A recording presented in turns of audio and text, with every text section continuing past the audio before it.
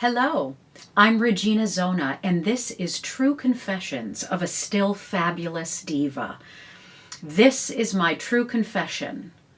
I am still a fabulous diva.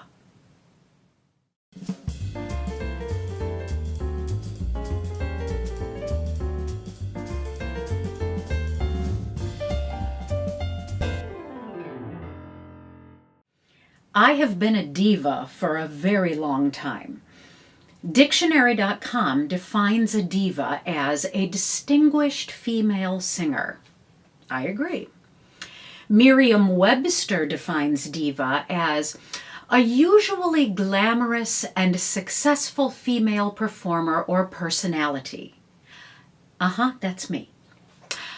Urban Dictionary defines diva as a fierce, often temperamental singer who comes correct. She is not a trick-ass hoe, and she does not sweat to haters. Okay, I guess that still could be me. So, for those of you who don't know how I became a diva, I wanted to share a little bit of my background. When I was young, I was trained as a pianist, and for the longest time I was convinced that I wanted to become a concert pianist. The only little problem with that plan was that I really hated practicing. So that sort of derailed the whole idea from the start. So when I was a junior in high school, I had moved to a new school. I had never been singing up to that point, and so I started singing that year in the concert chorale. And the choral director said to my mother that I had a real talent and that I should start taking voice lessons. So the thing is that I was always able to imitate a voice of an opera singer. I could always get a lot of attention doing so.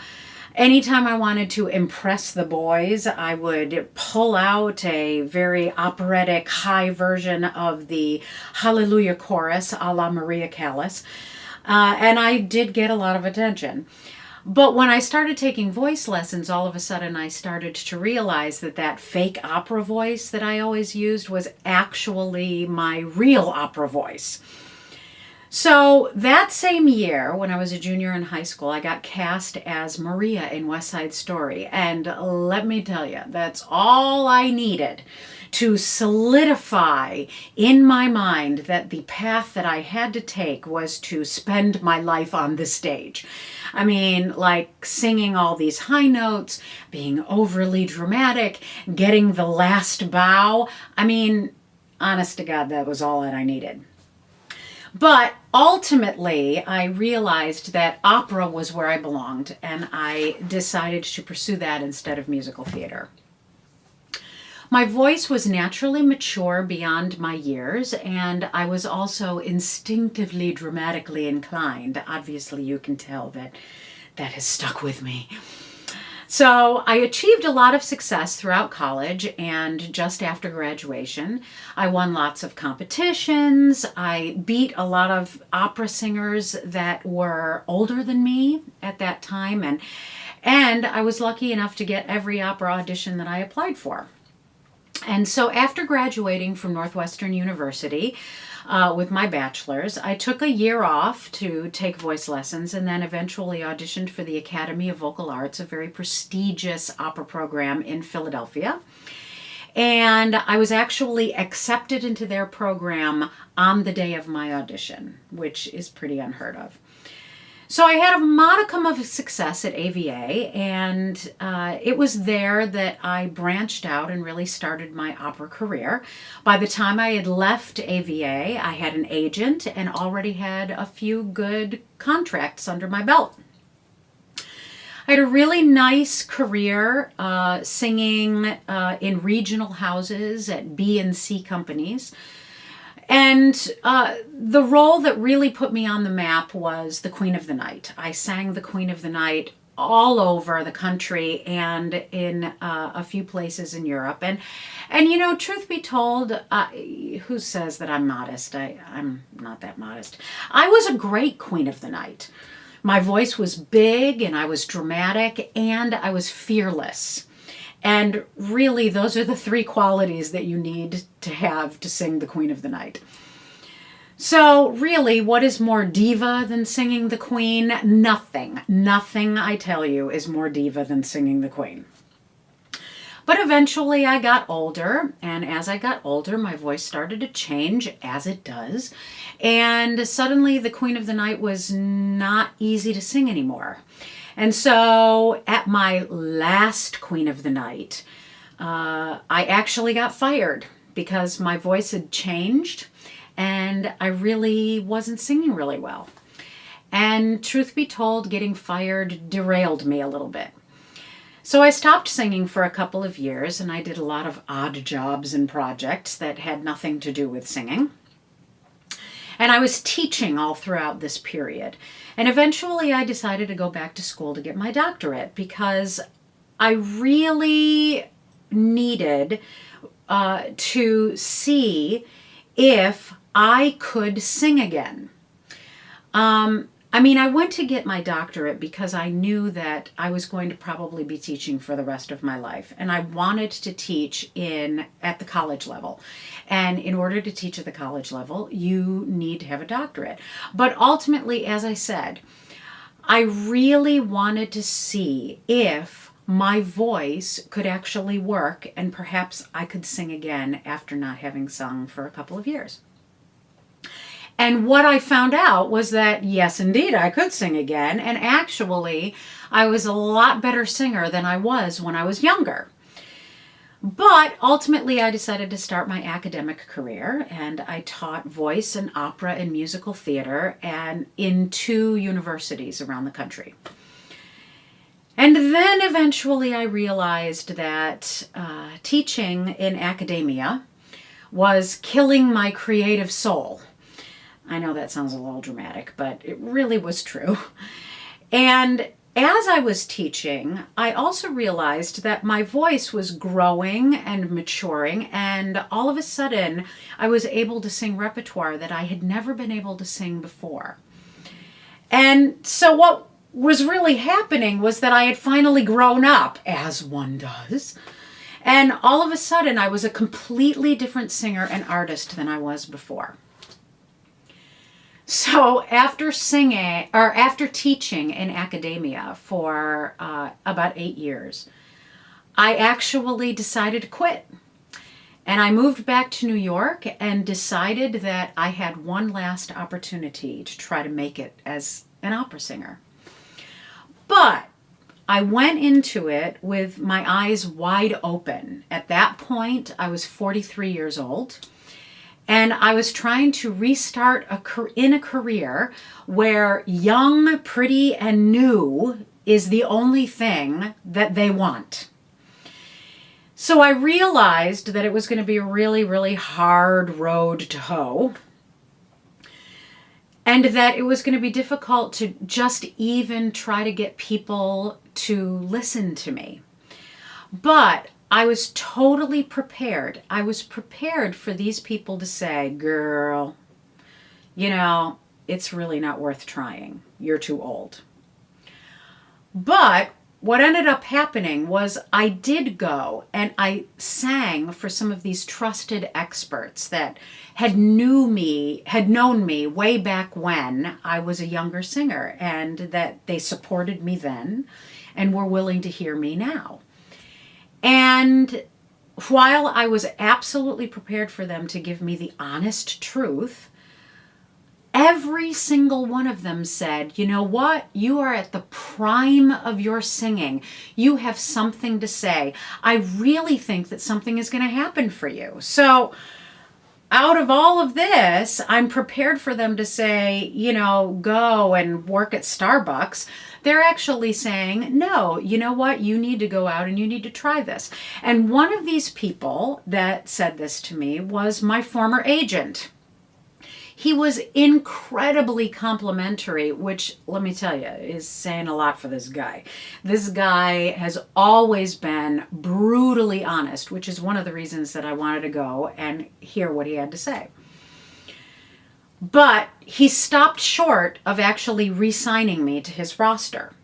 And he told me that he was really hesitant to sign an older singer because he had signed older singers in the past.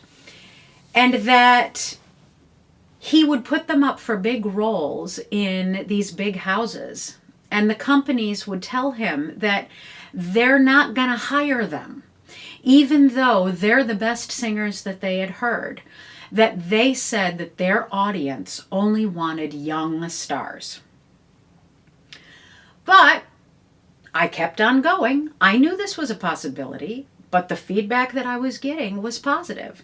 I knew it was a possibility, so I kept on going. I worked on my voice, I explored my repertoire, and finally, after 20 years, I figured out what I really did best. And I began to market myself in that specialty. I was singing better than I had ever sung in my life. And finally, it worked because I found an agent who was willing to sign me. He wasn't afraid of my age. In fact, he didn't care about my age. He wanted to exploit my age and my experience because I was a real artist. I was not one of those babies that had nothing to offer.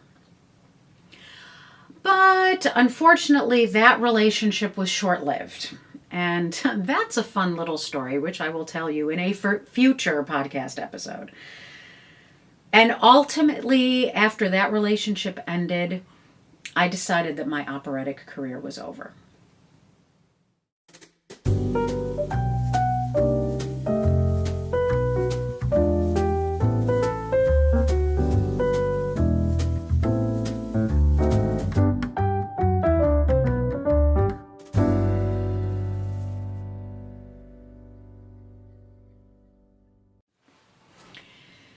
This is what I know for sure. Ageism sucks and makes no freaking sense. You know, I think back to who I was as a singer and a performer in my 20s when I had most of my success.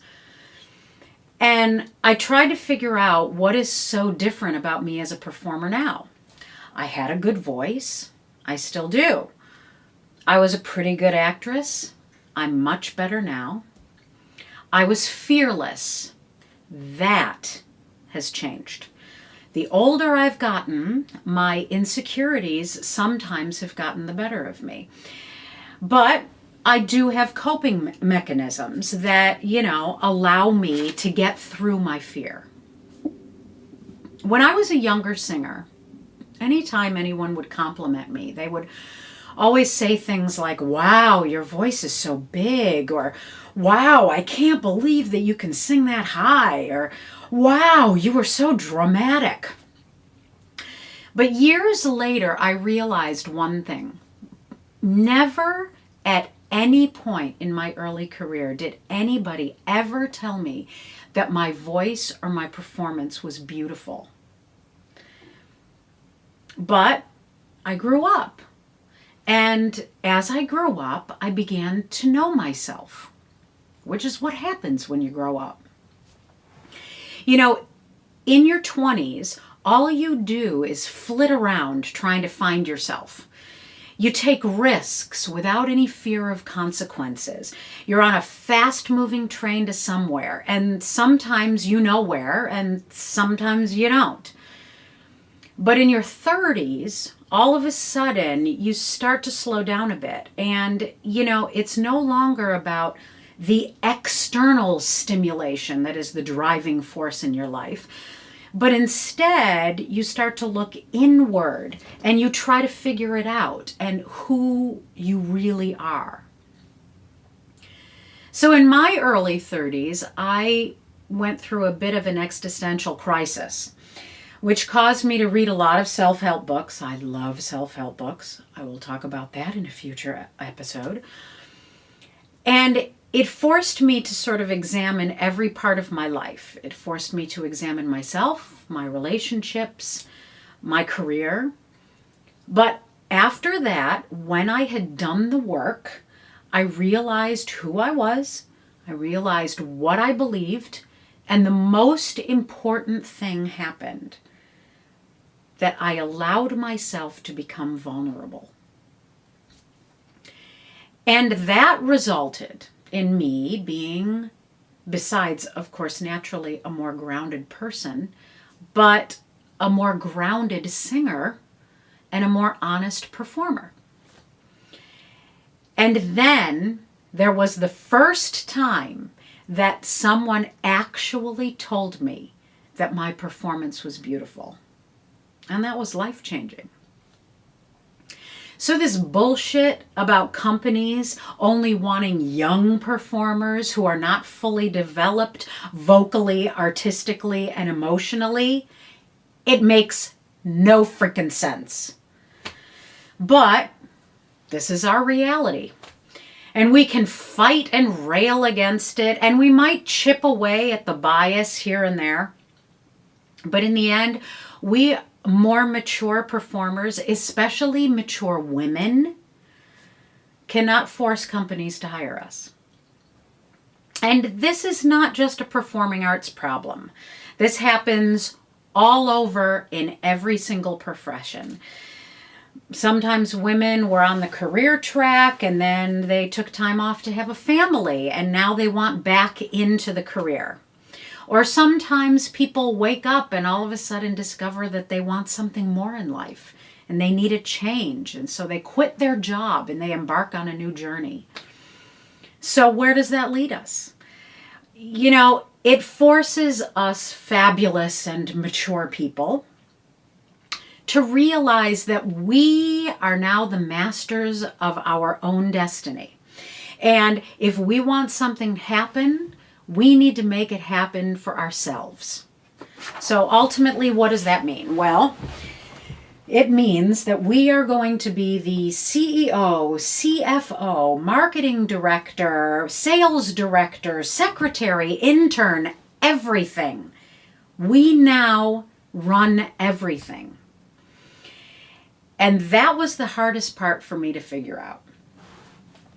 Because when I was younger and moving up, you know, I had people to rely on to help me through this journey. You know, there were people to help promote me and support me. There was my agent. There were people in companies that I worked for. There were my coaches and my teachers. Of course, I had to do most of the work. But the thing was that I never felt like I was in this alone. And that was the biggest thing about this stage in my life, that I really feel that I am alone. And in a way, that is the scariest part about it. But it is also empowering because I realize that I have the ultimate control of my destiny. And the amount that I put in is going to be the amount that I get out of it. So the first thing we have to do is we have to get clear about what we want. And sometimes that means altering our dreams a bit. I mean, I wanted to sing at the Met. That was the dream. That was the goal for the longest time. But that's no longer a realistic goal. And so what I had to figure out was why I had that goal in the first place and what part of that goal matters now. I originally wanted to sing at the Met because that was the ultimate dream that every young singer has. To sing at one of the most prestigious companies in the world.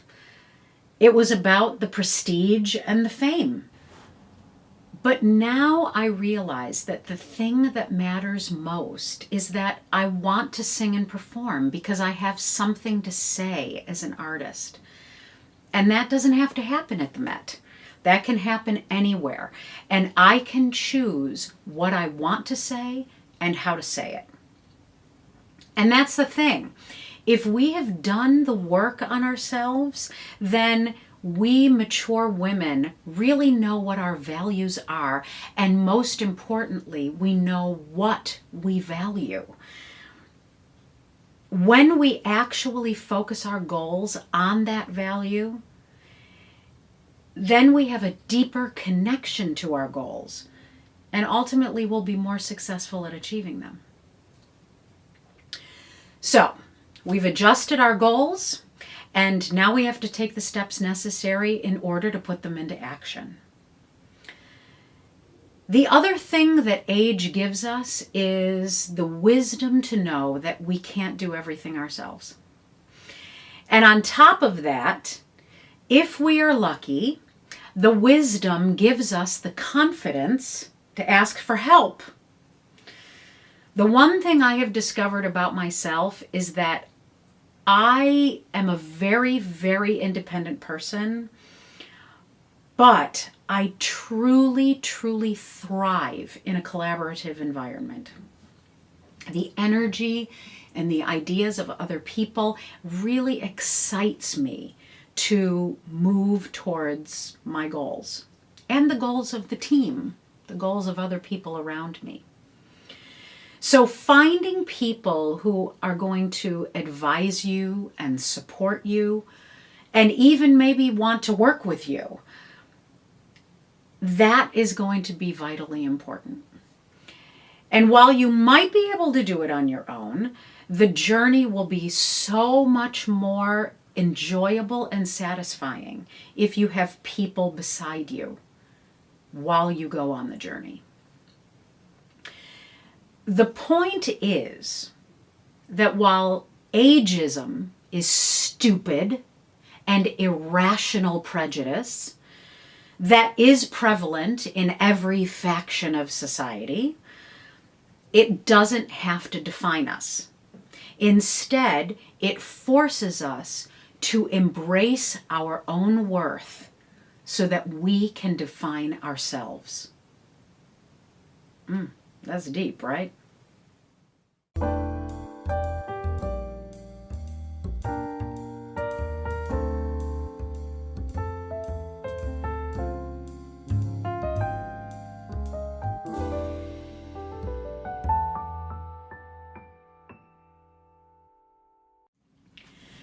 So here's my inspiration for the week. From the idealist author Victoria Erickson, this sums up what I feel about aging. I love getting older. My understanding deepens. I can see what connects. I can weave stories of experience and apply them. I can integrate the lessons. Things simply become more and more fascinating. Beauty reveals itself in thousands of forms. And aren't we lucky that we get to experience that? I mean, I'm 48 and I'm proud of it. There's so much more to come. Thanks so much for listening.